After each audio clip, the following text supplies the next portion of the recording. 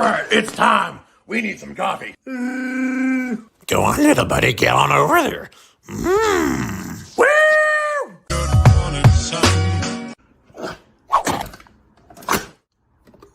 Boop.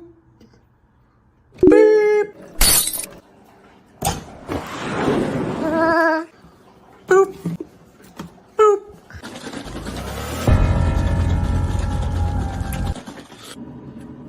Boop. Just a little bit. Oh, come on, come on. Oh. Oh, mama.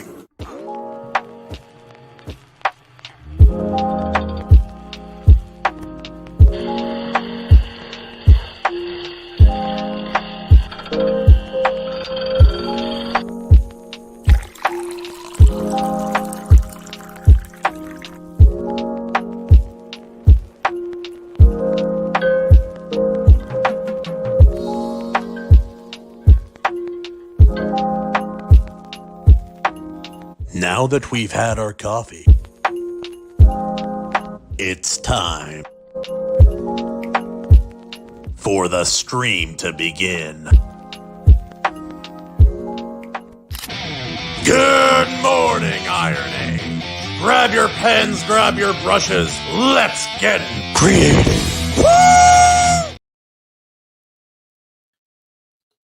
Hey guys, how's it going? Yo! Looks like AC will be on here in just a second, but any minute now. Oh, hey, there he is. How we doing, everybody? Hey, brother, how you doing? I'm doing good. I'm gonna be muting on and off if the kid keeps making happy noises. Are we still pretending it's the child and not your wife? Yeah, she's back there going yum yum yum yum. I know how mothers talk to their kids. She's definitely doing that when she's here. Birdie and Books. Hey, Alicia. Thanks for coming, man. Anthony Rodonelli. Thank you for joining us. How are you doing, my friend? I'm doing good. Been just chilling. Busy day? Yeah, working on and off, relaxing. I was just getting a little gaming in before the stream. Yeah, you said Roller Coaster Tycoon, isn't that right? Yeah, dude, classic, right? Bro, I haven't played those games in forever, man. Like for me, it was if I was gonna play one of those, I'd always play like the Zoo Tycoon with all the extra stuff, with all the extras. That way, I could recreate my Jurassic Park fantasy in video game form. Dude, that's always the funnest thing about the Zoo Tycoon. The Zoo Tycoon games are pretty good too. Now, these are some games that are pretty shameless corporate plugging. You know, you can build for sure. You can build the Reese's Peanut Butter Cup merry-go-round and stuff like that, and it's great, man. You know, it's totally bought and paid for by roller coaster tycoons and zoo tycoons and stuff. You know, but the funny thing is they're pretty open about how ruthless they are with business tactics, because that's how you get good at the game. You know what I mean? Charging to use the bathroom and hiding certain things so that they have to walk through the park to go find it. Oh, it's very it reminds me of like when I was a kid and I learned that grocery stores were designed to make you like buy all the crappy food that's bad for you for a lot more money. yes, and like casinos with no windows or clocks and stuff like that. Like no indication as to how much time you've spent there. I don't know why, but I have a really fun time playing those games that are like management games, whether it's like real-time strategy, like, you know, Warcraft or StarCraft or, you know, what have you. Even like the Warhammer RTS game is pretty good, but like even a step further than that with like RimWorld Roller Coaster Tycoon, where you're literally not even playing the game, you're kind of just managing. You know, and see, like the whole managing, not really my thing. Like I see why people like it, but it just I don't have that brain, man. I gotcha. Yeah. It's like building something. I don't know. Well, like I get that. I enjoy Minecraft for what it is. It's fun to like mine and manage and build something. And same idea. Yeah. No, it's a great time. So, man, today I figured, you know, we've gone on your channel a couple times just to kind of shoot the S, so to say, and talk about lore and stories and things of that nature. I figured, why not do that again? I kind of want to have some more just kind of fun streams, just like, you know, chill streams, kind of like this. Right.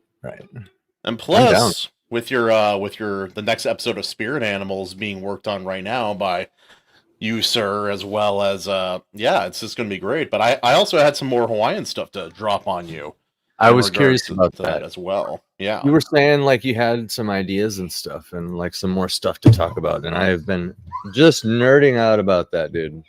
Oh, I've dude, just been nerding it's out about fantastic, man. Yeah, you and I, we like we'll be talking about it, and like we'll forget. Like, oh, I'm like, I didn't write anything down. I should have written shit.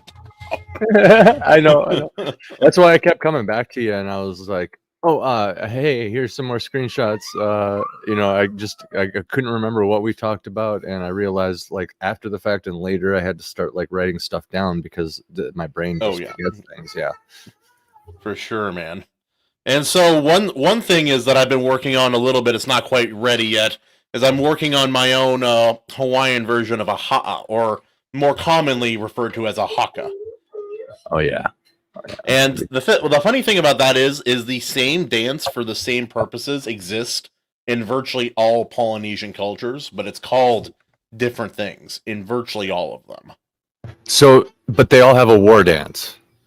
Yeah, but it's kind of a multi-purpose dance, more so. Like, people associate it with war dance, and that is definitely what it is. But there's also an element of it being a prayer. There's also an element of it being, a presentation or a declaration of intent, things of that nature. Right. A display of many things. Many things. I really love war dances, just for lack of a better term, just to group it all together. War prayer.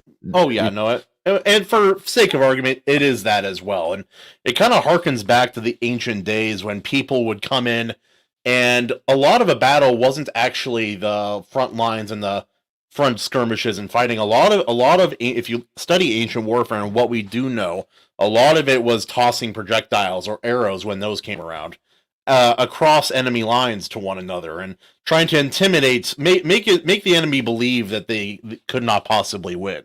And then one side would try to retreat, and if the side that was being the aggressor was successful, it would turn into a rout.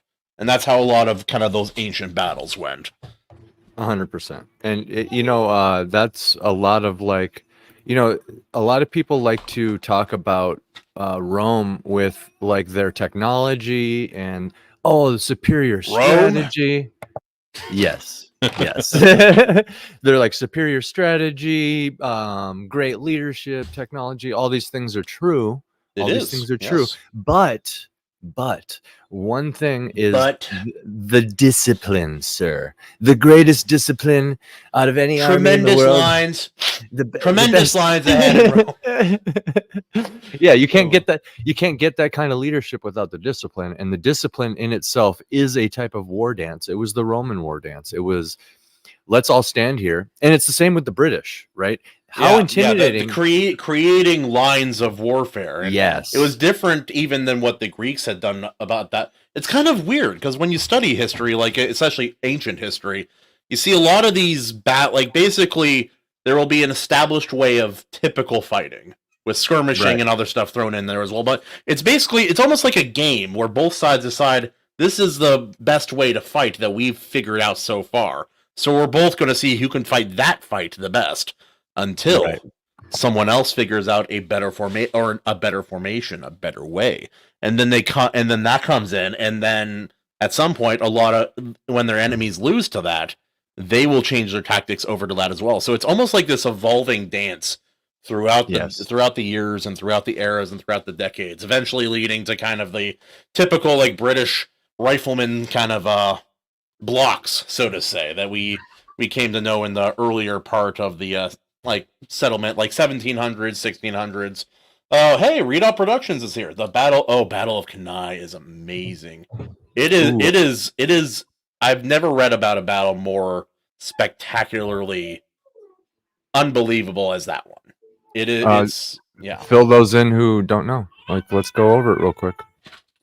The Battle of Kenai. It's been a while since I read about it, but it was during one of the Punic Wars between the nation of Rome and the nation of Carthage. And it was during the 13 years that Hannibal came over the mountains from Spain into Roman countryside, he fought a war with Rome for 13 years in their own in Rome's own country without any backup for 13 years without defeat. 13 years. Oh yeah. And the Battle of Cannae is included in one of those battles. I don't remember the exact numbers, but in the Battle of Cannae, they were surrounded by the freshly raised Roman legions. Yep.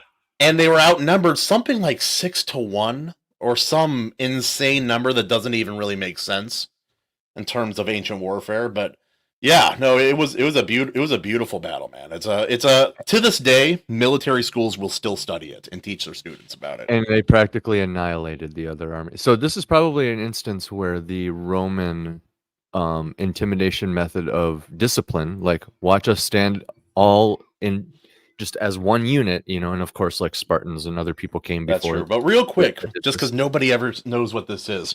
Yeah. Yes, this is Birdie in the books. This is Lore Olympus. This is a it was a web. Oh, what do you call it? Not a web novel, but a web comic. Yeah, web comic that became so popular that a publisher picked her up and turned it into like 4 or 5 volumes of a comic book about this thick. An impressive amount of story. It was the number one. It was the number one e-comic on the platform, webcomic on the platform for like what 2 or 3 years, something insane like that. Made insane amounts of money. But yeah, anyway, nobody knows what that is. So tossing that out. Hold up. Also, Stormcrow is gonna bite my head off real quick. Oh no! Hey guys, Christian, I love you, buddy. AC, sending my love to you and the missus. I'm not ignoring y'all. I'm just busy as HELL. Yeah, no, I feel you, man. We're all working. We're all doing stuff. And no, Stormcrow and I talk every now and again on the phone. I love the guy. He's insane, but it's great. Unforgivable. Unforgivable? Unforgettable? Unforgivable. Unforgivable, Stormcrow. We all love you. Absolutely. And so where were you going? You were talking about Rome or some sort of old battle.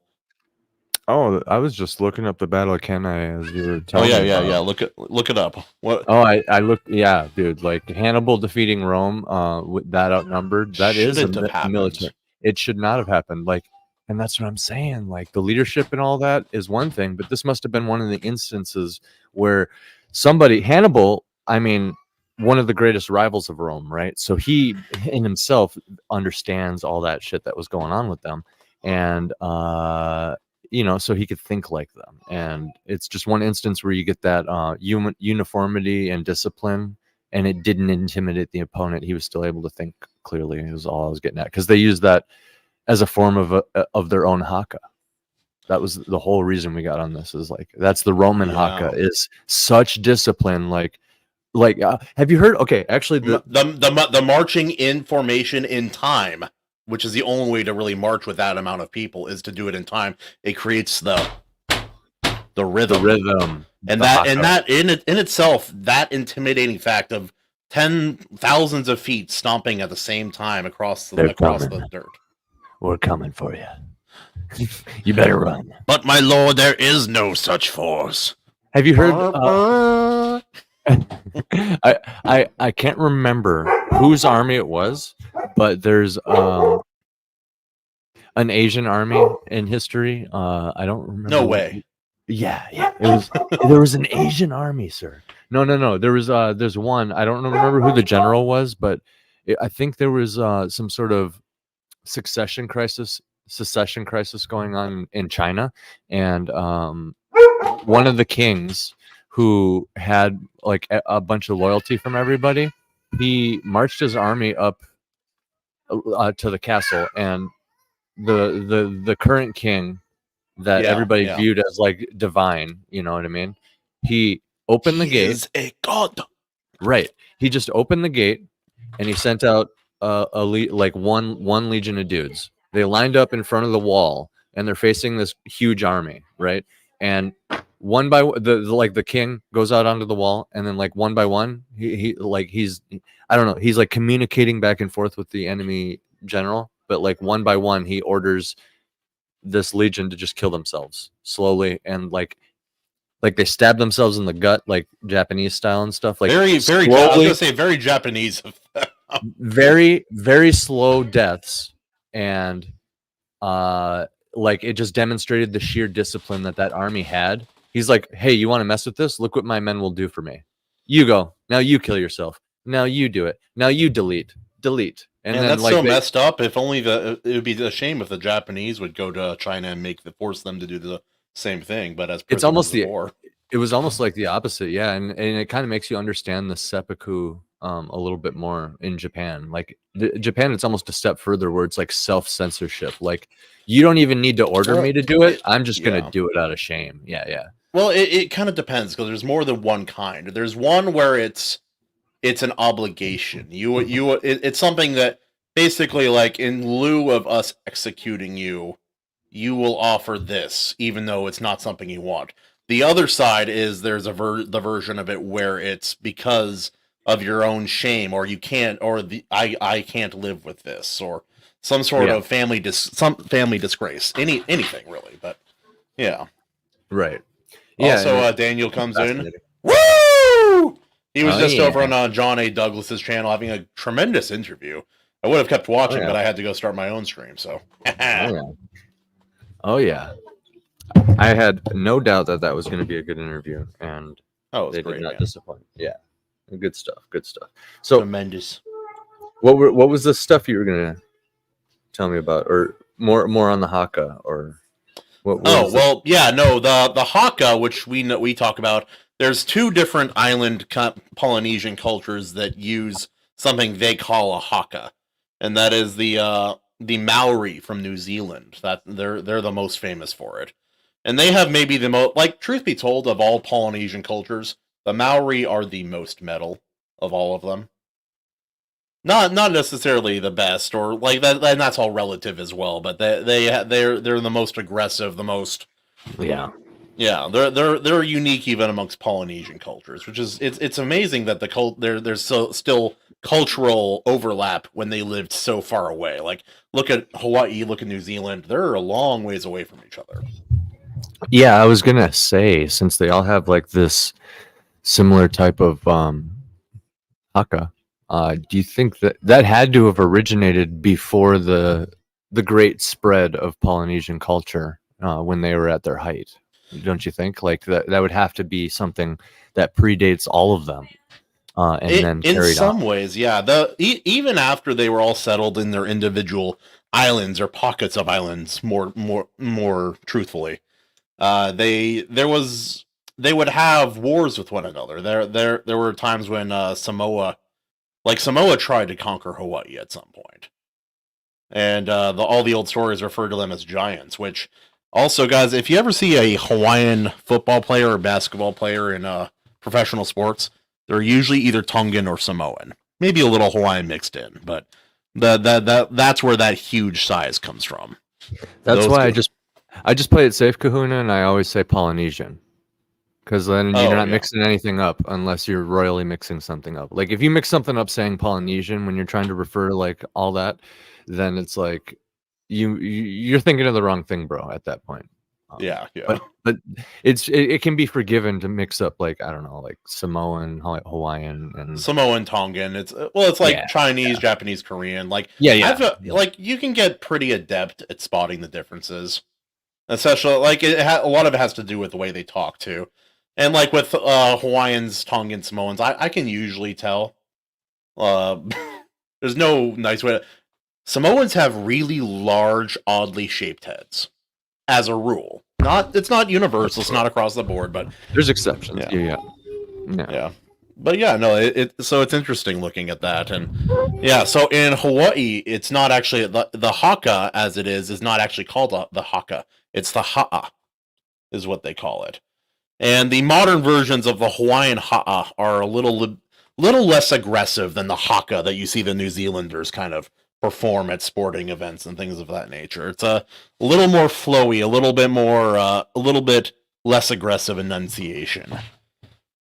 So it is interesting. I'm because most people don't actually speak Hawaiian. And even I like I can figure out pronunciation, things of that nature, but I don't know Hawaiian, truth be told. So I'm working on writing for Spirit Animals by A.C. Prichard.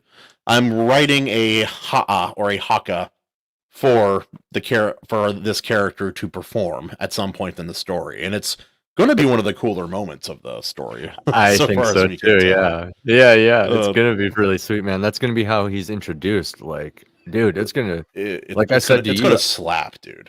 I want it to be nightmare fuel. I want it to be nightmare fuel for the characters that witness this guy, because he's a legend. That's the thing about this character, Miyotu Ho'okea. If I'm Okay, pronouncing that, yeah, you got it. Ho'okea. Yeah, there you go.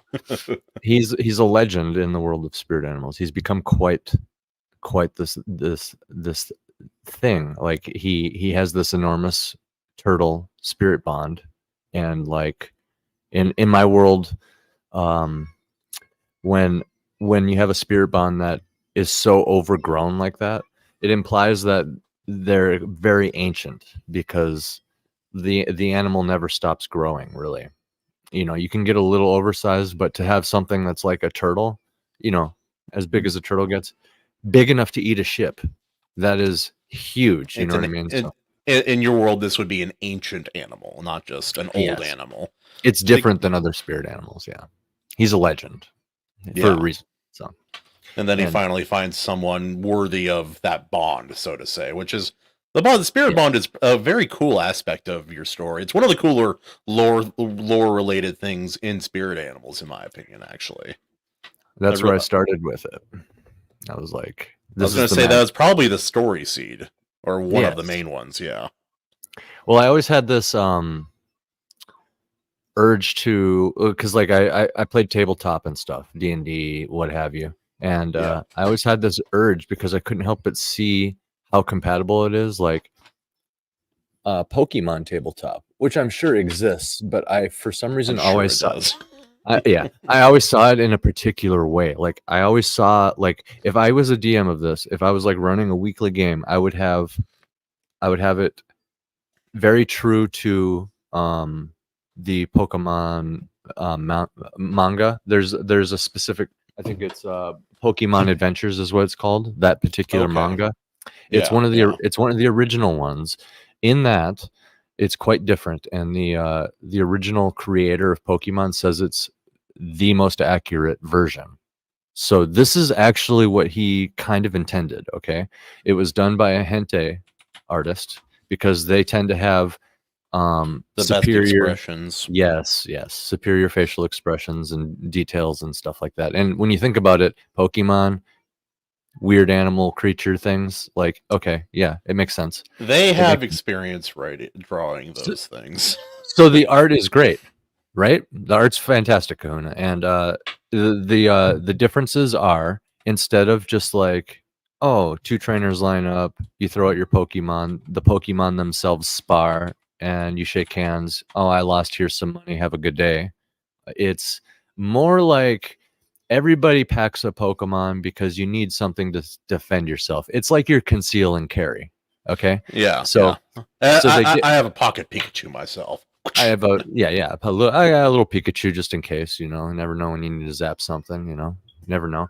Absolutely. So one of the things, and you do see this on the show a lot more in the other more popular material, but like, the Pokemon are used as tools more, in that, like, you'll see Magnemites that are like incorporated into something, or like a Ditto, can like transform into a key or something like that. You know what I'm saying? Like, they're almost incorporated into the more world, utilitarian. A little bit. Ways. Yeah. There's more reasons for it, and I guess I could see why they would take some of that aspect and dial it back for like a true blue kids show or whatever, because I feel like the original manga was more just like, hey, anybody read this at any age. It's all ages instead of like kids, But anyway, so that's like one of the first differences.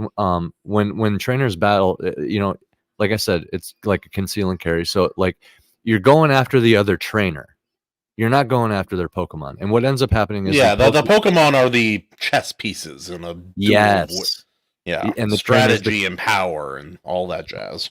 Yeah, and the trainer's the king. So, like, I don't know how familiar you are with the original lore. There's the gym leaders and then the Elite Four, right? Yep. So I played them in the. I think in the 90s. I would have been 6. So yeah, in the 90s. Yeah, I played them way back when. So Team Rocket is still like the evil corporation, right? It's still Skynet, and also a gym leader. That makes sense. Think about the real world.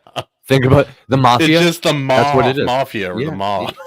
So every gym leader, the entire gym organization, most of the gym leaders are actually part of Team Rocket. What it is what it is. And in the original lore? Yeah, and they're also like trying to kill Ash. They're all trying to kill Red. Jeez. Yeah, because he's like aware of the terrorist organization and like fucking shit up, you know what I mean? So wait, you're telling me there's a shadow government? No way. Essentially, would never happen. And the Elite Four are not just the world's strongest trainers. They're the world's strongest trainers for a reason, in that they're actually terrorists trying to take over the world. What they're doing, I have heard about that. Yeah. And when I say you go after the trainer, it's this example is shown many times up until this point, but just to give you an example, in those final battles, when Red finally reaches the Elite Four, like the first lady Lorelei or whatever, the famous first ice Elite Four lady, she uses ice. The Elite Four cheats. That's why they're the strongest. They essentially cheat. So the ice lady freezes like her opponent's hands, and they can't even throw a Pokeball, and then she just fucks them up. The second guy, right. Yeah, the second guy fights on the back of an Onix that is so overgrown it's the size of an entire battlefield, and he trains on that thing, so he's used to it. So what he does is he'll lure you onto his Onix. All of a sudden, the whole thing turns into a battlefield, and then he uses Hitmonlee because he has springy legs. So what ends up happening is the opponent's off balance. He throws Hitmonlee out, and mid-air, Hitmonlee stretches his springy legs out and punches the other fucking trainer in the face, kicks the other trainer in the face before the battle even starts. So like this is what they do, and that, you know what I mean? And it literally that's the biggest Onix I've ever seen. So right, look at that rock hard Onix. So large and in charge Onix. He's not afraid of anything. So my original idea is I wanted to be like a DM for a game that is no Pokeballs. Everybody has like one Pokemon that you actually bond with the old-fashioned way, like they show fucking Ash doing in the show constantly. You gotta rephrase that just a little bit. Phrasing. Excuse me, sir. Phrasing. I'm sorry. I meant. I live in Washington. I have to specify that for some people. It's pretty free out there, from what I hear. It's freaking huge amount of freedom, Daniel P. Riley. Tremendous freedom. Tremendous freaking freedoms. huge. The furries love it. So I forgot what I was even saying, dude. So everybody, the OG Pokemon, yeah. Everybody would like, it would be more towards like that style, the manga, where you're targeting the other trainer. Everybody bonds the old-fashioned way. Pokeballs are dumb. Like, bond with animals normally. If you could use a Pokeball on a Pokemon, why couldn't you use it on a person? At least Power World addressed that, but it creates a lot of weird. Wait, you can alter the size dimension. Is each Pokeball a portal? Is it a pocket dimension? What? It makes the most sense with D&D rules when you just say it's a pocket dimension. That's when it makes the most sense. But the implications are that you're literally destroying this Pokemon, breaking down its data, and then just basically creating a data copy of it every time you summon it. And the Pokeball is like a little data storage device. That's what it actually is. Yeah. So that's I mean, up. Yeah, that's what it implies too. Animated Moon. Howdy, brother. How's it going, Animated Moon? So yeah, like that. That was big, tremendous artist. Check him out. Yeah, great at animating too. Like, dude, no, the guy's legit. Too. And every now and again, I'll be talking, be like, "Oh yeah, man, I don't know if I'm feeling it on this." I'm looking at him like, "It looks better than anything I could ever do, ever." Right. That's how I feel with some of these artists too, man. So I'm just like, I get the whole the whole mindset of just learn, just like start drawing something, you know what I mean? I get that. That's cool. I respect it, but I am well into my life, and I'm still on that grind, so it's like if you divert from a path that you've already got all this momentum on to start a fresh path, it kind of like takes the piss out of everything, you know what I mean? It can. Some people, depending on the kind of person you are. If you're able to just dabble and like dedicate a small amount of time on the regular to something, That's like I've known the key, people who yeah. have spent like 15 minutes doing something every day, and eventually That's the they're key. able to get somewhere. But that's not really me. I need hours to really make anything stick. Well, dude, and that 15 minutes for me is like, oh, okay. I mean, I know I was just talking about Roller Coaster Tycoon before the stream, but I was just kind of like waiting to stream and like taking the opportunity of the fresh air I had for a second. But like, yeah, that 15 minutes kind of turns into like, well, let me pull this up and like just kind of mess around with this Photoshop and see what kind of cover I can make. Let me see what I can do with this thumbnail. Let me write this thing. Let me outline that thing. Let me look at this story seed. Let me write this script. Like it turns into a whole bunch of different stuff that I really should be working on instead of like instead of the other thing. Yeah. And Daniel brings up a good point. The clock always restarts when you. I'm gonna say this as Daniel. Do it. Wait. The clock always restarts when you change paths. It's about the time, not the objectives. That was a really good Daniel voice, by the way. That's exactly how he sounds, guys. Don't question it. It is. But not to take away from his point. It is true. The clock always restarts when you change. And that's like, honestly, I think it's because our pride as we get older. But starting off something at 0 is embarrassing in some ways. Because you're going to be really bad. Like, not just bad, you're going to be like disgustingly, embarrassingly bad.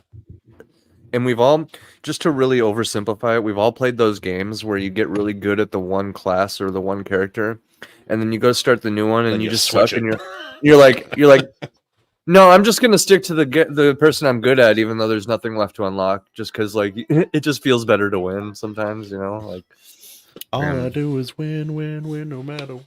You can't unlock that skin if you're starting on new characters all the time, Kahuna. Oh well, yeah, like even a newer game like Helldivers. I am a bug slayer. I kill bugs for a living. Those Terminids, or not Tyranids from 40K, and also not the bugs from Starship Troopers. Definitely not those. Yeah. I'm very good at killing those, but the bots, the automations, bro, it's a completely different game when you're fighting them. It's not even close. The entire playstyle has to be completely different. Because they shoot, like, with the bugs, it's about them trying to get to you. They can basically, most of them can only attack you from right in front of you. And so it's just about moving around and keeping distance. With the bots, they have guns. They're shooting, they're popping, they're sending pew-pews back. Sometimes better weaponry than you. It's not fair. It's a little different, yeah. They can outthink you. They're robots.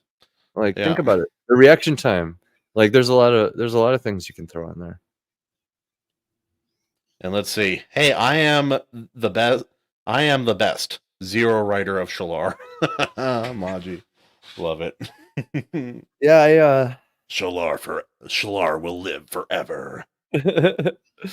Funnily enough, art is the thing I do a lot of different things in. Games are the thing I stick to one play style. Okay. Well, yeah, you're an artist, man. That makes sense. You dabble. You've experimented. You've even like he's actually done painterly style stuff as well. That's excellent if he ever wants to try doing something like that again. But yeah. Right. Yeah, I mean that makes sense, like, because like games, it can be therapeutic to just hop on the style of game that you like, decompress, win, and then get back to work.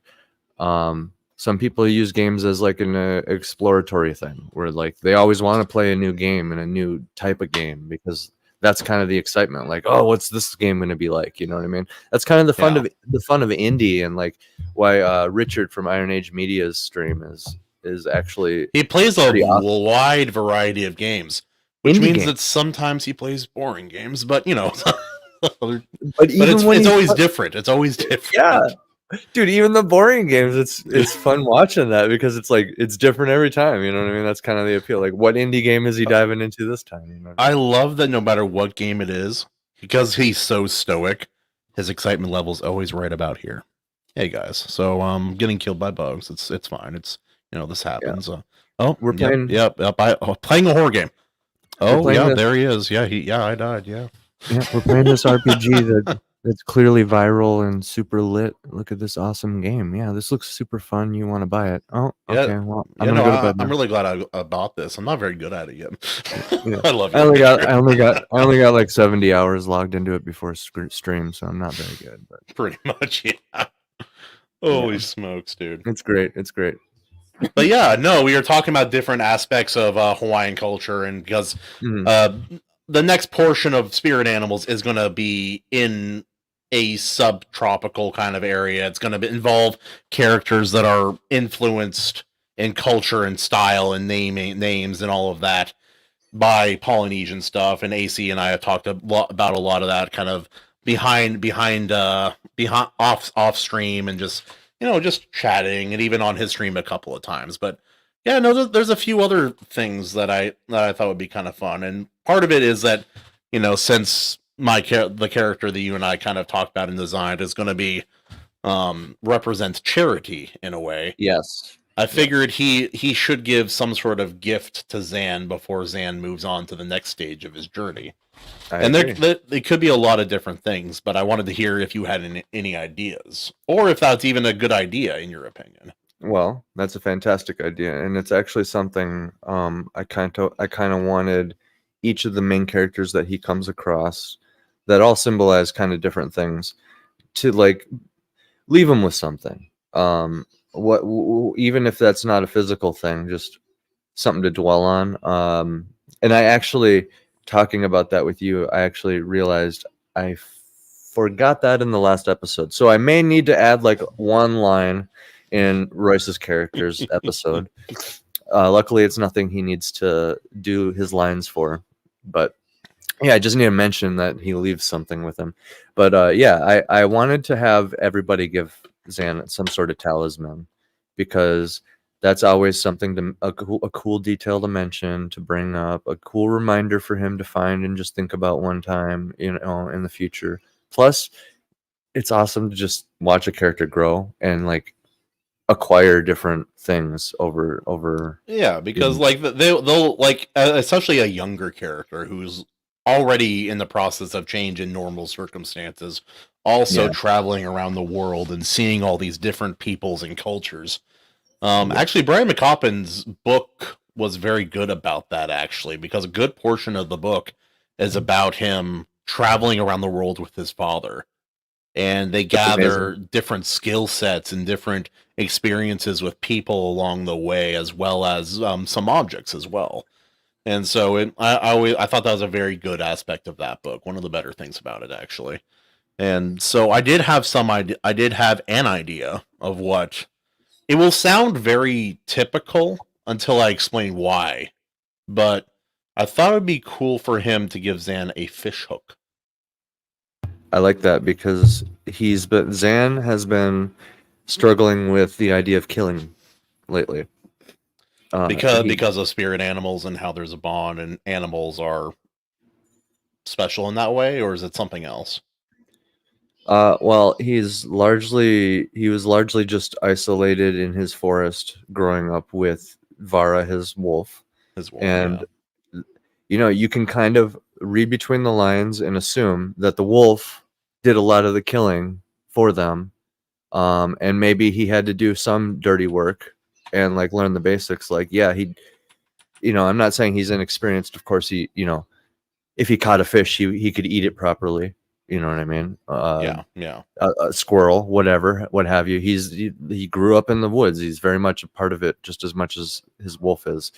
But you can kind of assume that the wolf is the one who did the taking care of him and was the hunter and the killer. Maybe shielded him from a lot of that as well. Right. So in episode 1, the day finally comes where he encounters some other individuals um face to face for the first time, and it forces him to leave his home, and he comes across a fresh battlefield. Well, a not so fresh battlefield. So he Ooh, has even to worse. so this kid has to walk through like a fresh battlefield, and like he can kind of tell from like some of the skeletons, oh, that's an orc. I just learned today what an orc is, and I can tell that skeleton right there is an orc. Oh, that one right over there is a reptilian. Cool. Oh, there's a dead horse. Cool. You know what I mean? And so he has to he got a heavy dose of it. And it's kind of like him leaving the natural world. A little traumatic. Yeah. Just because it changed the way he perceives things. It was not something he would have ever imagined maybe seeing. Exactly. And yeah. He's used to the natural world. He leaves it, travels into the world of civilization, gets inside of a military encampment where they have a little practice fighting ring going on. Everybody's betting, so he learns what gambling is, kinda, and kids are very highly influenced. So he takes kind that of like Pinocchio a little bit. Is that a thing? I haven't watched Pinocchio in years, but Well, Pinocchio. does that happen? Yeah. No, he goes to this island. It's where these kids are able to explore and overindulge on every vice known to man. It doesn't go super explicit in the Disney movie, but in the older version, it gets a little dark. Okay. So yeah, maybe a little bit of that. Maybe they kind of were on the same wavelength that I was, where it's like you traveling into this. Well, it's the classic kind of like hero's journey in a way, going into this other world. Yeah. And Pinocchio, actually, there's even if it's not conscious on your part, there's definitely a strain of kind of Pinocchio story going through with Zan little bit. It's something I just kind of thought about, but yeah, for sure. I should check out Pinocchio again, like both the source material and the old Disney movie too. That would be source material's effed, bro. But it's something. It's something. I should check that out then for sure. For sure. Start there. Maybe end there too. Just like check that out. Basically, the guy who was writing it and like doing illustration, he got tired of doing it, but they're like, "Oh, we hired you. You're under contract. God. You have to do it." So he started killing off Pinocchio in creative and effed up ways. Right. Yeah. So there is no like deep story. He just hates Pinocchio and just started killing him and punishing him. That's right. I remember that. And it's effed up because Pinocchio's like a little kid. Yeah. It was like a newspaper comic, wasn't it? Here's the latest effed up Pinocchio thing. It was. I don't even remember when it was. It was a long time ago. Yeah. Also, Animated Moon says, reminds me of the Hellboy comic where young Hellboy reads the original Pinocchio and is completely the OG Pinocchio is not like the Disney version. Yeah. That being said, even the Disney version has some really interesting wisdom to impart about exploration, telling the truth, and what makes you human and things of that nature too. It's quite simple. For real. Back when they cared about that shit, dude. Back when they cared about that, like they still can hit a home run every now and then, but even when they do now, everybody's so hesitant that I think it just takes the momentum out of it and the potential out of it. You know what I mean? Because there is a couple like really phenomenal things from Disney, but recently, even in the midst of all the controversy, and no thanks, nobody cares. Yeah, sorry, not sorry. And it's like even some that weren't misses, weren't hits the way they should have been either. Like Moana, I don't think it was that far off from being a very, very good movie. It was just was good. I think it was a good movie, but that's with The Rock, right? Yeah. You're welcome for the wonderful world, you know. Dude, I love that movie. I had to show it to Katie. It's funny because it's more Samoan. Going back to that culture thing, it's more Samoan than Hawaiian, actually. But yeah, so actually, this is interesting. Yeah. The Rock's character in that movie has one hook, right? One big hook. Fish hook, Maui, the demigod. Okay, yes. He appears over every version of Polynesian culture that I've encountered. That demigod figure. He might change. His name might even change, but Maui. That's his name. In the first time I heard about Maui, I was told by my either my dad or my grandmother, and I was talking to them, and I'm like, what? I'm like, oh hey, it's Mount Haleakala. Are we gonna go there tomorrow? My dad, it was my dad. That's right. I just remembered. Brain blast, figuring it out. And I'm like, why? He's like, and don't call it Mount Haleakala. It's just Haleakala. I'm like, well, what does that mean? He's like, well, it means house of the sun.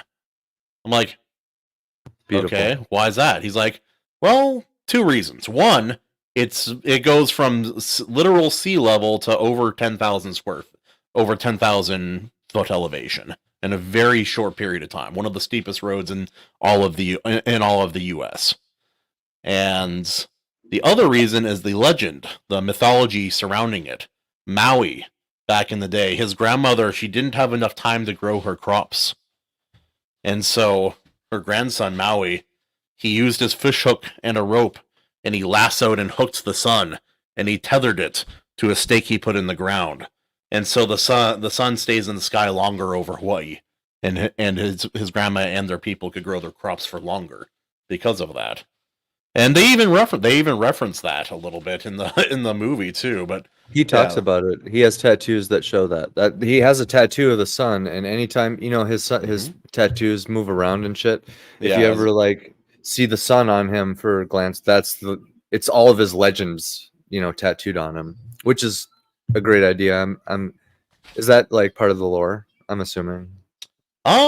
Tattoos? No, I thought that was I thought that was a very cool idea, storytelling wise and visually, to convey meaning without words. I thought that was a very clever idea. But let's see. Yeah, and part of his character too. It was cool. Boss freaking title for a mountain.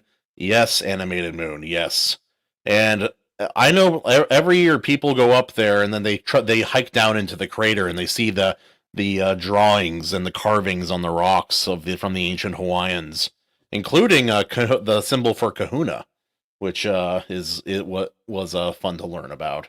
And every single year, professional athletes and or just very athletic people overestimate their own ability and underestimate how strenuous of a journey it is to go down into the crater from the top. So some of the best athletes I know have gone down there and then almost like just pretty much run out of water and almost gotten stuck down there on the way back up, because you look down into the crater like, wow, look at that, that's kind of cool. And then you're like, oh yeah, that's like 3,000 feet with an innumerable amount of switchbacks going back and forth. Yeah, guy is hungry, man. She be eating. Oh yeah, just follow you up, man. Just don't climb in there, like. Also, Alicia, yeah, Raya and the Last Dragon that was a fun movie. I feel like it came out and then nobody talked about it. I'm like, Disney was like pushing all these other really bad movies that were coming out at the time, and then Raya and the Last Dragon, which was just fine. I saw that. The music was good, the animation was beautiful, and like the characters were not insufferable. It was a fun time. Like, it's no Lion King, but what is? So it was fresh. It was fresh. I remember watching real fresh. It was fresh. Oh, Maji says it was boring. Yeah. I'm a sucker for pet dragons. Ask Paladin Dragoon, and if you've ever to speak to what Maji's saying, I think it was kind of like the first Harry Potter movie. There's a little bit about the like the beautiful, like Matt, like all that. There's a little bit of oohing and awing in that movie. Look at that when I do this. Isn't that cool? I can do this too. Ooh. yeah. Ooh, the magic, yeah. Ooh. And Alicia, it definitely could have been part of it. It coming out like right in the middle of like COVID, all that BS. Yeah. I also. Disney has an actual documented historical, not historical, a documented history of tanking some of their own movies. Yes, some by of their virtue best of movies, actually. yes, yes, by simple virtue of just not propping it up in the same ways that they do. Now, I'm not saying everybody should get the Toy Story treatment, right? But Yeah, Moana sure yeah. as hell didn't. Moana was not the same as Lilo and Stitch, for example, and Treasure Planet is the most Treasure famous Planet, they didn't example. just not set it up; they actively tripped it on the They way to revealed the ending in like they revealed the whole plot in the trailer. More so than most movies do. Now They that's gave away effed the up. twist. That's effed up, man. Sorry, that's effed up. And then they didn't do McDonald's toys, which is cool. Not everything gets the Toy Story treatment or whatever. You know what I mean? Yeah, Like yeah. whatever. But like, yeah, there's just many things like that. Like, so yeah, I digress. But so is this fish hook? Is that where Mio gets his two hooks from Maui? Partially. Also, just for practical reasons, I'm like, how would you hold on to the oil slicked back of a turtle underwater or above water? I not gonna lie, I think the thought crossed my mind when this was all kind of formulating, but I didn't like grab it and write it down or whatever. So when you said hooks, I jumped at it. I was like, yes, actually, yes, that's perfect. Because like turtle, what? Come on, like a turtle, really? Think Yeah. about it, yeah. And originally, yeah, like he holds them like I have in the art, which I can pull up the art if Yeah, anybody here. yeah. Present it. I'll allow it. But I'll allow it. It's in the background of the poster for the upcoming episode. So I wonder if people even notice. But it looks so cool, man. I'm very excited about it. Right. That's why I had to go out of my way to do an extra post with just a little Mio highlight, um well, yeah, where it's just like him on the turtle. And Yeah.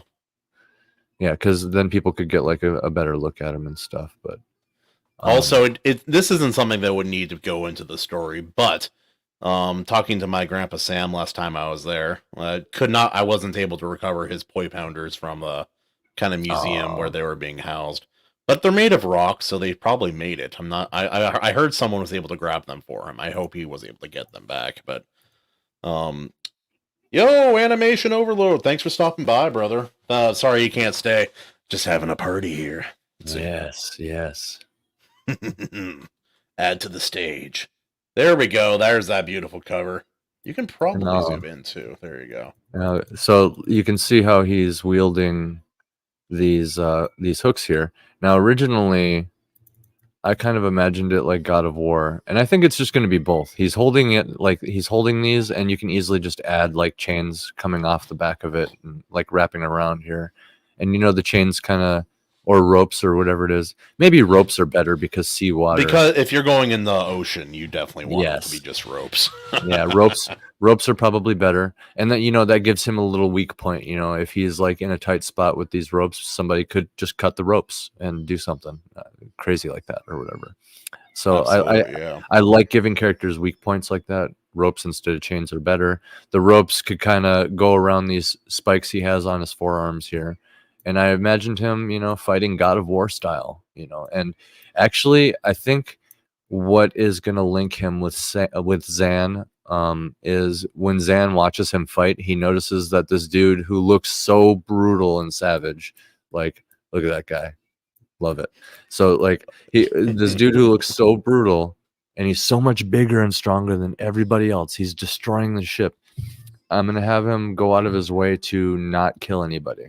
So he's going to hit people with the back of these things, and he's going to be knocking people out just like Zan does, because Zan has this thing about killing, like I mentioned earlier. He's struggling with that recently. He in one of the episodes he talks about how bad he felt the first time he skewered a catfish with his spear. Oh yeah. But after a bite or two, he says it took his wolf, watching his wolf start to eat it. And to remind him oh yeah, this is how the world works. It's a circle of life, baby. Yeah. So yeah, he's inching closer to resolving through that a little bit, kind of getting through that. He's at obviously. least coming to terms with the way he feels about it, and maybe just starting to evolve beyond his initial. Would you call it weakness? In this world, maybe it could be considered a weakness, but it's to not want to kill. Yeah. In a world where everything wants to kill you, I think it's always a weakness, personally. I think not being unwilling to kill versus not wanting to kill. I think those are different things, also. Right. Well, hear me out. Here's where I'm getting at, and I don't mean it in like a derogatory, negative way, because like we can all respect characters like Batman and like Superman. You know, like Superman can lobotomize anybody by making eye contact with them. Are you kidding me, bro? Like the first episode of Death Battle, that's how he beats Goku. He just lobotomizes him. Don't forget his hypnotic kiss that he had in the Golden Age. He's OP. He can like punch black holes or whatever. It's crazy. But anyway, we can all respect characters like that. But all I'm saying is when you go about a method of fighting that is 2 to 3 steps removed from the most straightforward way, which is typically just killing somebody, you go out of your way to like have to fight them a certain way. It takes longer, for one, which just in virtue of taking longer, you give the opponent more chances to have some sort of clever opening. So for example, if you have a Superman that's like if your opponent is Superman, you give him another like 2 or 3 more opportunities to learn something about you before you quote unquote defeat him, instead of just going through the straightforward method, which would be like lobotomizing him before he even knows what's going on. Well, he has like the efficient way. Yeah. And that's a thing too. The Hawaiians had a type of martial art that my brain can't remember the name of, and it wasn't focused on like grappling. There was elements of grappling, but it was kind of like taking half of. It was like the precision of grappling, but with the commitment to striking that most other martial arts have. And it was the idea behind it was basically break everything that you come in contact with. And it was brutal, dude. My favorite fighting style, I think. There's a reason I got so excited for this episode and why it was so fun working with you on it, because like, yeah, dude, didn't Hawaii defeat the British Empire? Like by breaking every bone in their fucking bodies until they like left. They gave up and left. King Kamehameha stole a bunch of rifles or muskets from the British, and then he conquered all of Hawaii with them. But that was kind of like, that was in the process of them. Yeah, like he broke all their freaking bones until they gave up, quit, and went home, and then took their guns and then turned around and conquered Hawaii, right? Like it was the same event. Yeah. Right. Okay. I just wanted to double check. But King Kamehameha is basically Simba. Let me qualify that. He was under threat as an infant because he was by blood a contender for the crown of Hawaii, in essence. And so his uncle ordered him killed when he was just an infant. And so the story goes that he wasn't killed and that he was taken away and raised amongst the Koa warriors. Now if you type in, like, say, Google Translate Koa, that will say, it translates to warrior. And it does, but they were called that because most of their weapons were made of Koa wood. Koa wood is one of the most expensive, rare woods in the entire world. I have the necklace you guys see me wear on occasion is made of ivory and Koa wood, and that's something that I like. I'm not wearing it right now, unfortunately. But and what is special about Koa wood is like particularly found. It's more of a bush. It's not really a tree, but it takes so long to grow that the grain is very tight. It's very hard wood. It's has a very beautiful pattern, and so it's desirable for that reason. And it's illegal to grow it and harvest it.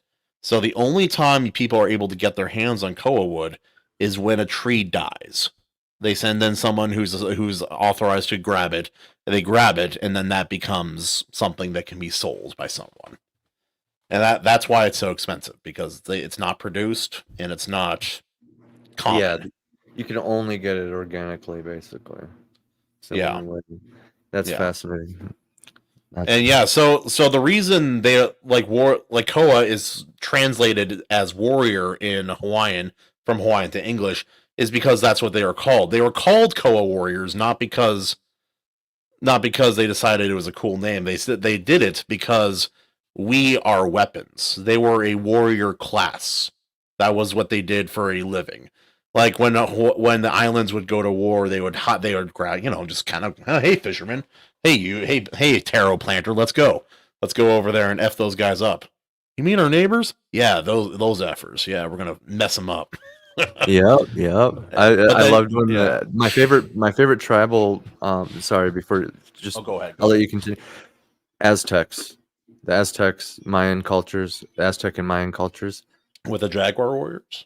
Yes, I loved. They did the same thing, but continue. Just like we're gonna go f up our neighbors and assimilate them, kind of thing. Like very warrior tribe, like very much like understood what happens when another person gets conquered and stuff like that. It became like a ritual. You know what I mean? That's why you have all the people getting their hearts ripped out and the blood sports and stuff like that. And yeah. Well, they named him after after something that was intimidating in nature. In that case, and that was the jaguar. And yeah, in Hawaii they named him Koa because that was the weapon, and because these guys, this is all that they do. They kill and they train to kill, and that's it. In Norway, we call them berserkers. Yeah. Yeah. We give them magic mushrooms and slap them and send them on their way. They kill many British. It's a little more than that too. I saw a good meme. I saw a great meme. It's like what the world thinks berserkers are, what real Vikings thought berserkers were. You know what I mean? And so the first image is just like a badass Viking or whatever, and the second image is like, well, the first one's like a Chad Viking. It's like the Chad face, right? And the chin, yeah. Yeah, like a Chad Viking. And then the second one is like a Chad with his family looking at the creepy looking Viking who's like naked, covered in blood and like animal skin. That's and he's and the Viking with the family is like, stay away from me, outcast. Stay away from my family, outcast. Because that's like what it was. Like they're just good at killing. And how crazy do you have to be to become a demon? Essentially on the battlefield. There's a story. Pretty crazy, yeah. There's a story of a Viking who held, I think it was London Bridge, or what bridge was it? I heard about that. Yeah. He held it single-handedly, but yeah.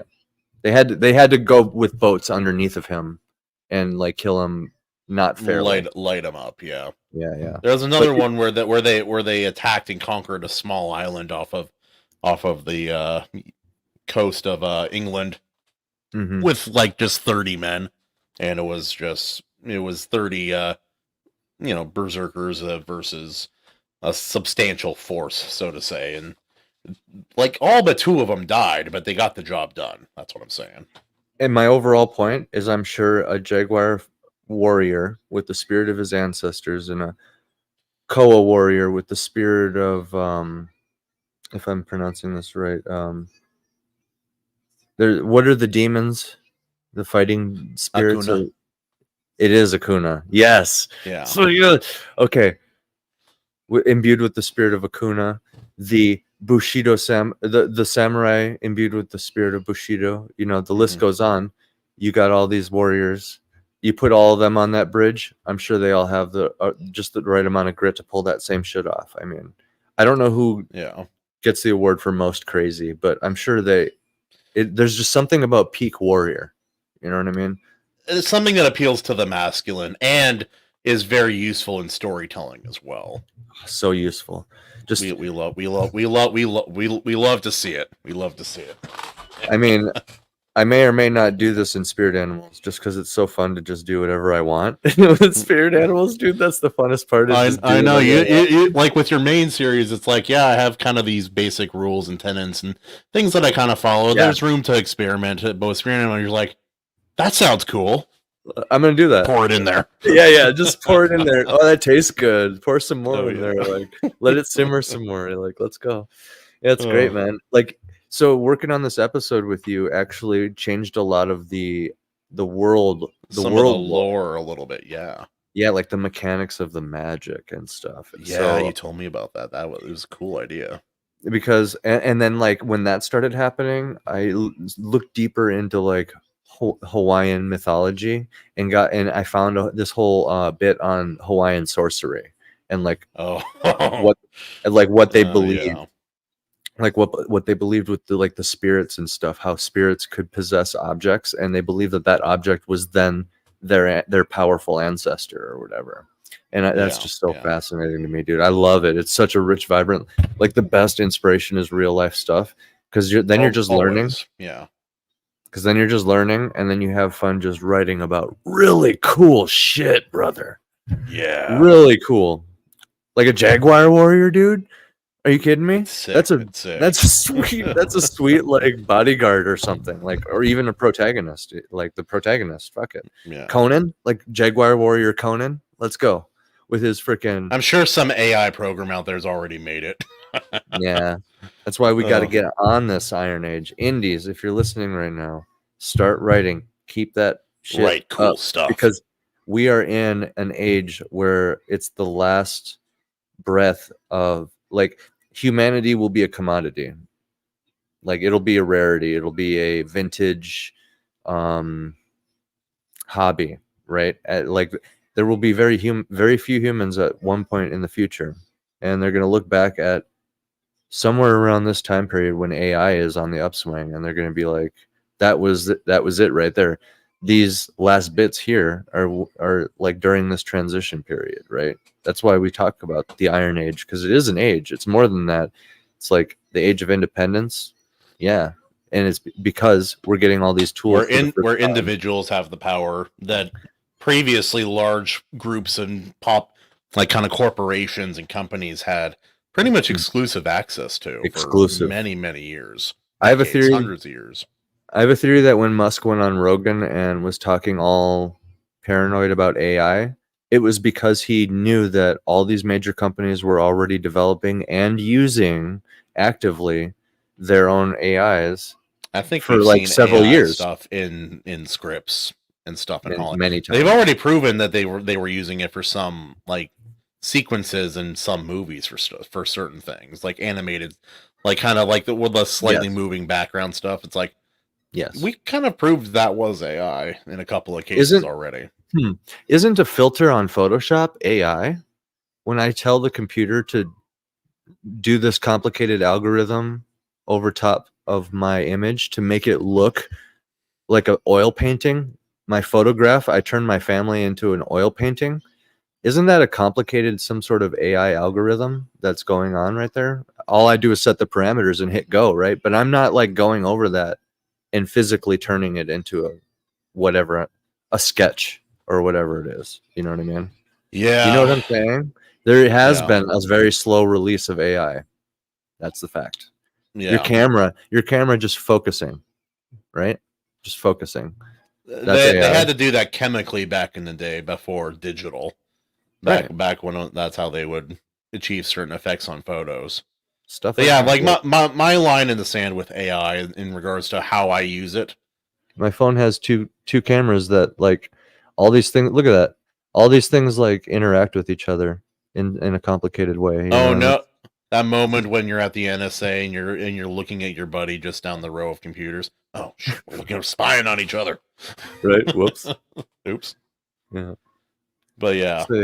So yeah. My whole Go ahead.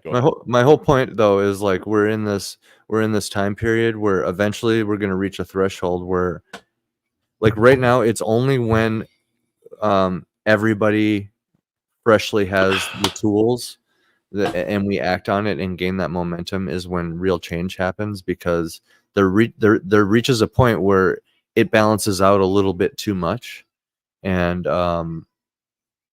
like nobody stands necessary.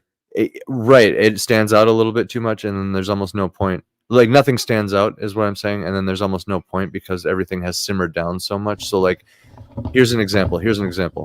Right now we're seeing like the birth of AI. Everybody who is not afraid to like use Chat GPT, for example, as like a tool to help them like research or stay organized, like non-controversial things that just make sense as a tool, like help me stay organized, help me like formulate this into an outline, kind of like an assistant, you know what I mean, like a legit assistant. This is just one example too.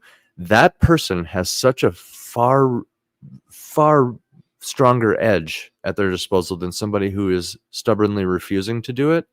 And also the fact that they're doing it right now before that shit is just built into everything, because that's the thing. That's what I'm getting at. There's a threshold. Eventually it's just built in. Yeah, it's just built in, and it is what it is. And not only is it just built in, because of that, it is so finely controlled, and we're already seeing every single company come out with their own AI. Look at every social media having like their own, like, oh, talk to my AI, you know, whatever it is. Oh yeah, I hate that prompt. Yeah, it's ridiculous. But yeah, so that's my whole point, is like there's this little period that we're in right now where it's just going to get at some point it's going to be more integrated. Like even look at Terminator, they even talk about that. It's like, yeah, no, and this is the exact date when they surrendered all active human control of the U.S. defense network over to this AI. I'm like, the AI president. Yeah. People are talking about that already. It's going to start as an AI business CEO. I'm not down for it, man. When we get to that stuff, man, it's just like it's too much, man. But it's programmed to be truly impartial. Written by someone who's not impartial. That's my secret cap. I work for the government. On that note, hey, for anyone, we've talked about it a couple times during the stream. Let's watch a sample of a haka from the New Zealand team, because they do the best ones. Let me present, just because like I like to watch it. It's fun. Let's go back. Where'd you go? No, not you.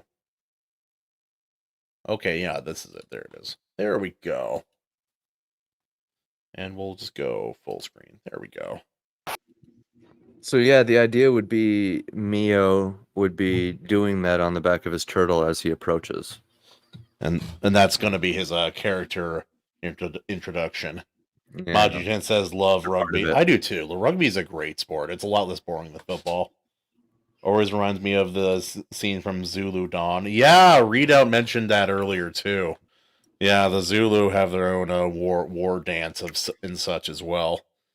And so when I learned how to do a haka a long time ago when I was in football, American football, for any heathens out there. Yeah. And it was a Hawaiian friend of mine who was just happened to go to the same school, so he taught us how to do it, taught us a basic dance and some of the words as well. And yeah, you're not slapping yourself, you are hitting yourself hard enough to bruise yourself, at least in the beginning, and that's kind of part of it as well. But yeah, you gotta bulge out your eyes, you gotta really like full like it. I have a whole video about how to do a proper woo that I'm going to release at some point. And it's the same thing, man. All power from your core. That's why you get down, you get in your stance, you really get into it, you bulge your eyes. Yeah, dude. Good. Oh, I'm so excited. It's going to be so much fun, dude.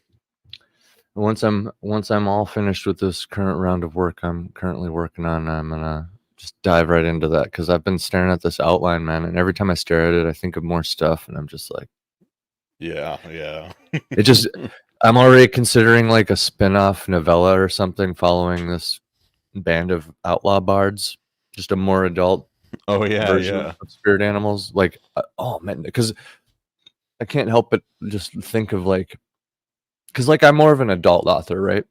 Yeah. Or like rather than adult I would say mature. Right, like I would say, yeah, adult makes it sound risque. X. What are you doing, Step Orc? I can describe violence. That's all, and I can time it at good opportunities where it's not. Anyway, that's all. Spoilers. There's violence in Mortal Descent. Spoilers. But not. Sorry. But like, there's a reason I want Zan to be struggling with the idea of killing, Yeah, because it's like yeah. it's supposed to be all ages. You know what I mean? So I show him after the battle when it's like skeletons, and I can be a little morbid and stuff, and it's scary. You know, maybe for a little younger audience, but it's not like detrimental to their health. Yeah, I don't yeah. know. It's like You know it's what I like I like I'll let my kids watch shows and movies with violence, but it's not brutal, realistic violence. It's Yeah. heroic or cartoonish violence. It represents the same thing, but it's not the same thing practically. And I think for Zan, seeing someone like Miotu who is so physically imposing and brutal in his approach and in his fashion. But so gentle. Yeah, that's the key. You need to be the warrior when it's time to be a warrior, but you need to be able to garden too. And that's part of why I said he should give Zan a fishhook, because if he represents charity, what's more charitable than gathering food or Teaching a man to fish. teaching a man to fish, or providing a meal or providing a means to gather a meal for your family. What other thing is more charitable than providing that to somebody? And then my grandpa, he told me, there's this very famous picture of him in National Geographic back in the day when he was on the Hokulea, the ship that navigates using no modern electronic equipment, even to this day. And there's a famous picture of him holding up a fish in his classic Hawaiian kind of dress, and holding up a fish he caught with a ivory fishhook that he carved himself. And when I was a kid, I thought that was really neat, because I'm like, oh wow, I can't believe he did this. That's really unique. Then he reveals, he's like, no, back in the day, you have your fish hook, and the first fish you hook, whatever fish that is, gets added to the end of the name of your fish hook. So you have your traditional fish hook, and what kind of fish hook it is dependent on the first fish that it hooks. Ooh. And so it changes the name of what it is. That's sick. I found the symbolism behind it, or at least the first rough Google result for the symbolism. It says the fish hook. I threw it in the chat. It says the fish hook symbolizes the connection between humans and the ocean, and the harmony of the natural world, and the need to respect the power of the ocean. And like, Miotu is such a powerful character, and kind of represents one aspect of the ocean, at least. I can't say he represents the ocean, because there's entire cultures of ocean people. The strongest man is far weaker than even a normal sized wave. I've seen it. I've been Honokohau Valley, where Honokohau Valley. It's where my grandma lives. It's where a lot of the old criminals used to live too, on Maui anyway. But my dad and I went out there in must have been January or December, and we were surfing out there. I didn't have the other surfboard was broken, so my dad had one and I had the boogie board. I went up on top of this wave. I'm like, oh, I'm on the top. Oh no, it's flipping me over, and underwater I went. Wow. I was underwater long, right? Oh yeah. I got tumbled. I traveled something like 200 yards underwater without being able to come to the surface. Wow.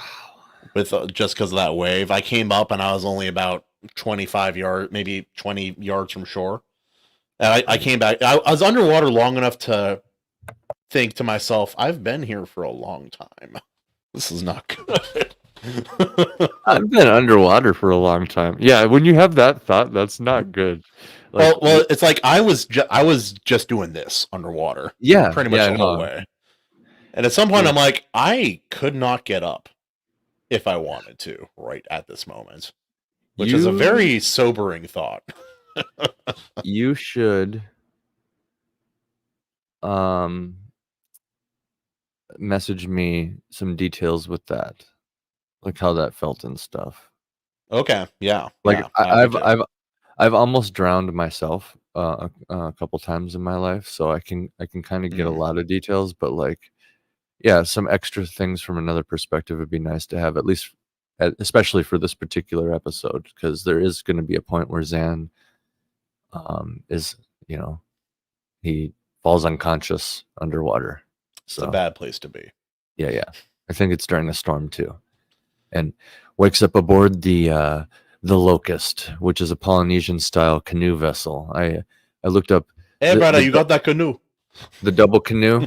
Yeah. Takes about like 10 to 20 people to pilot it. So I went with 9, which became 6 for other reasons, because of like who some of the characters are based off of. So like, yeah, there's about six people who pilot this Polynesian style canoe, and it can be smaller.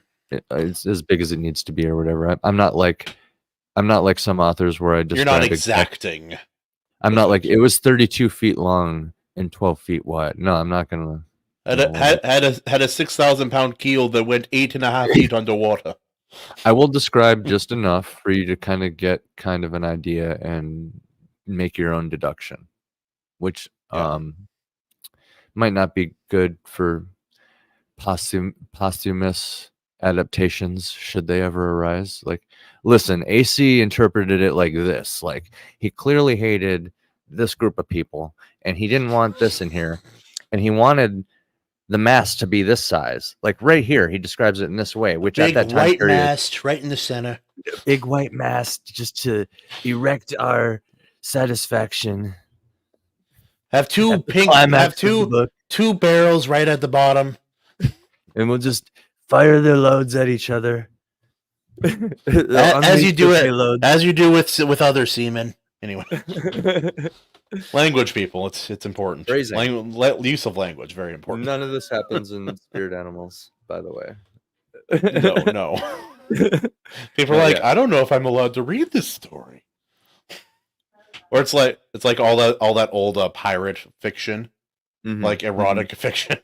Oh God, yeah. Dude, I started reading one just for giggle. It was so funny, but I had to stop. I couldn't read it.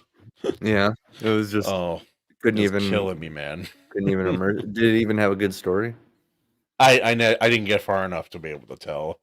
There are too many hair billowing in the wind and very very long swords being described. It was something, man. That's all I can say. Yeah. Holy smokes, man. Well, the wife just gave me the signal, so that's like I mean, it doesn't have to be like immediate if you want to. Oh no, it's about time. So yeah, actually send me the link for your your Substack page, so I can share it here with everybody. Okay. Yeah, send it here in the private chat or something. All right. In the meantime, I'll distract everybody with a story. So, on the south side of Hawaii, or the wet side of Maui, there is a place called Hana, and there's the famous road to Hana and the 7 sacred pools. Firstly, they're not sacred. Nothing about them is sacred. Secondly, there's not 7 of them. There was a marketing campaign by a hotel on the south side from years ago. Oh, hey Xander, hey little buddy. He said, "Hey Xander." Hi, buddy. Hi. Oh, he's so cute. I remember all those little towels. Hey, Katie. Oh, cute. Oh, little guy. He can't move his arms. She said he's trying to wave, but he can't move his arms. He's trapped. Yeah, he smiled all big when he saw you. That's funny. Anyway, continue. And Animated Moon said, "I've almost been there. It was if there's too much rain, you're not allowed to go there. If you want to stop at the state park, then if there's too much rain, it's too dangerous. They won't let people go. It's something like a 4 to 7 mile hike from the parking lot all the way up to the waterfall at the very top.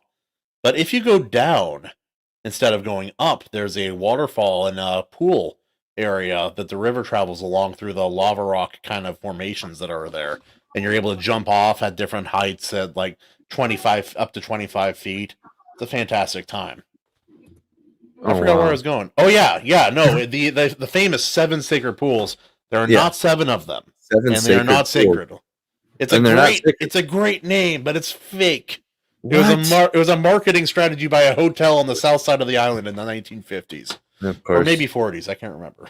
cultural appropriating bastards.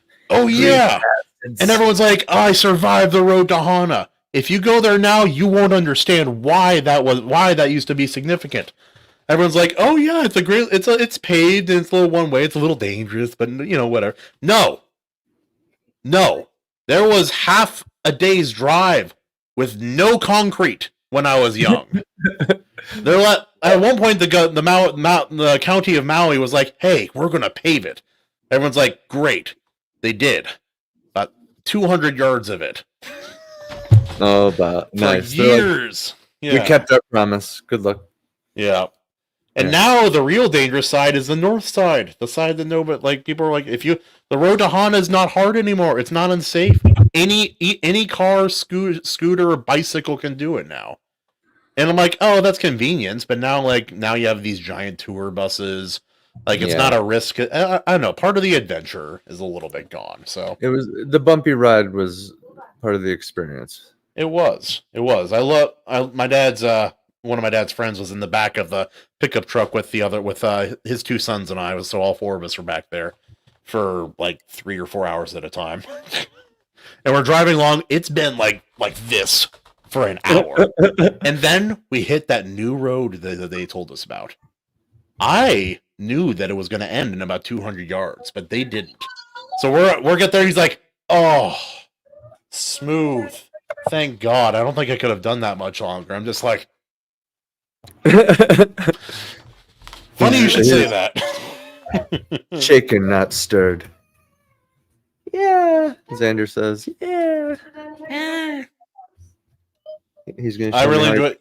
Yeah, Moon. Maui is a beautiful place. It's one of my favorite places. One of my favorite exact spots on any part of the planet is one of the chairs on my grandma's porch, under the cover of the roof of the house, looking out at the bay past the banyan tree.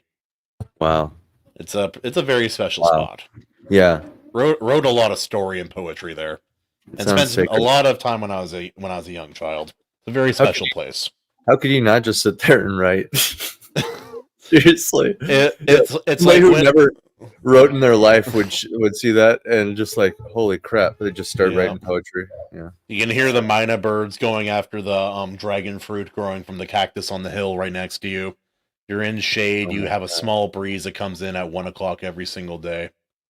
You can hear the ocean just on a normal day. It's on a stormy day. You'll hear the rain coming down and the thunder, and it'll be so the rain itself, not the clouds. The rain will be so thick that you cannot see Molokai or Lanai from the porch, which you normally can see.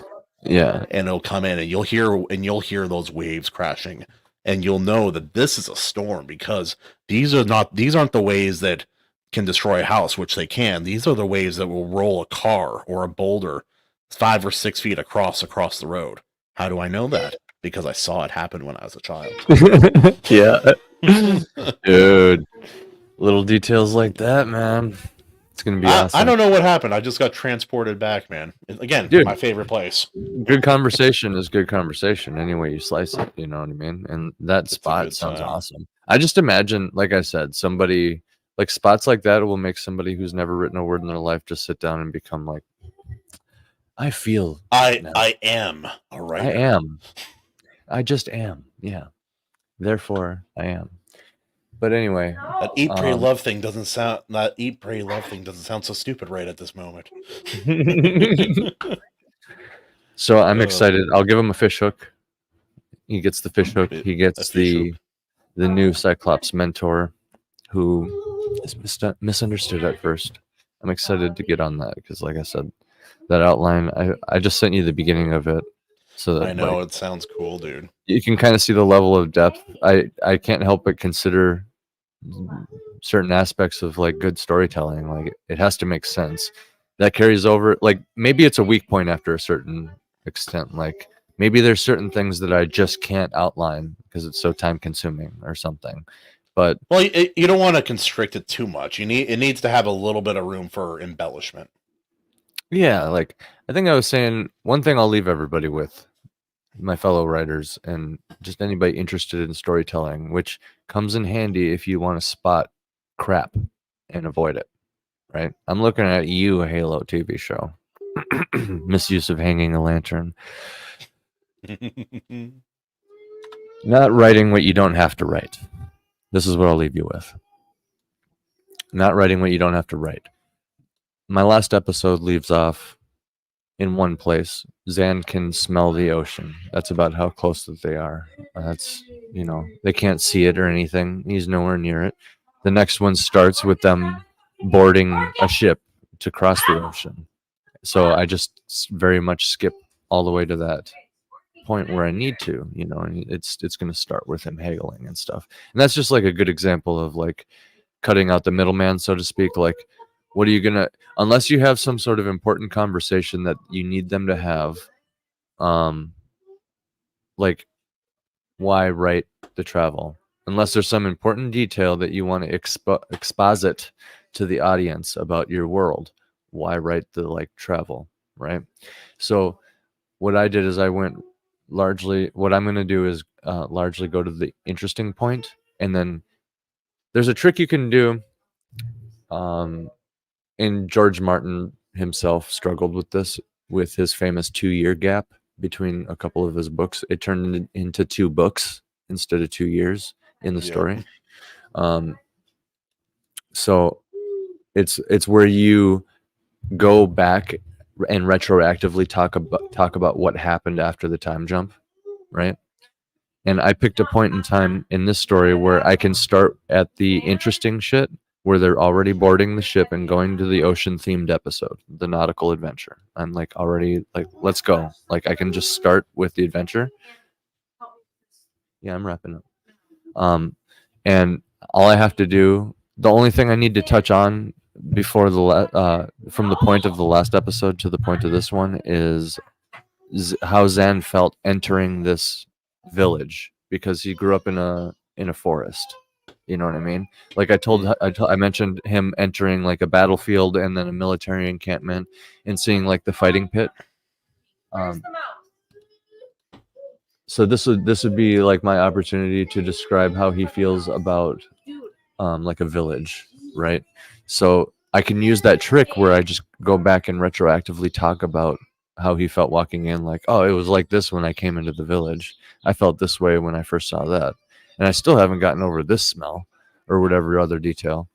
And it's not much that I have to cover. So it works. But in George Martin's case, where he had 2 years and more than just multiple dozens of characters to cover over the course of 2 years, it wasn't feasible on his end. Yeah. He would have to really just leave out either a lot of details and just brush over it. Which was a possibility, George. You could have did that. Just saying. Could have did it. Not writing what you don't need to. Just saying. But I don't know. 2 more books is 2 more books worth of money, and a little bit more details that you can get into. I don't know. I think he was having fun. I think he was. Sad? You know what's sad about the end of these kind of conversations? What's that? Right at the end, I remember a whole bunch of other stuff I didn't talk about. That happens to me every single time, brother. Oh, that's why I'm leaving everybody with this little writing thing, not writing what you have. I just thought of it. So it's not write. Don't write what you don't have to. You can skip to that point, even if it's months later, for you full-length novel writers with your protagonist that's coming of age or whatever. You can skip to the point where he has peach fuzz, Now he has peach fuzz, the protagonist that's coming of age. The beard on his dong can grow a beard on its dong. And as long as you cover some of the important things, I learned this, this other thing happened, and that other thing happened over that year of school. I got married, got divorced, got addicted, got over it, and here I am. Well, you know what I'm saying? As long as it's not too crazy and not in itself a very strong aspect of the story. That's the thing. If it's not a strong aspect of the story, why do you need it? because I could have fun. Writing every step of the Detail of the journey. Yeah. Finding food every day. Let's go. I played D&D. I'm a DM, so I could think of that shit. But, Don't tempt me. ladies and gentlemen, for the Yes. sake of Andy's poor wife and their very adorable, loud, squealing child, we're going to have to call it a night right here. Guys, thank you so much for coming. I really appreciate it. Moon and Fuzzy Vandalay. I don't know who you are, but apparently shout out to AC. Fuzzy Vandalay. Yeah. That's a fun name. Thank you, Don't know who you Vandal. are, but welcome to the channel. You rock. You Thanks rock. for having me on. Thanks for Of having me course, on, brother. It's always a pleasure. All those things that you thought of talking about, feel free to message me. Will do. Will do. Yeah, Absolutely. Continue talking. It's all good. So, all right, guys. God bless you. And everybody, have a happy new... Woo!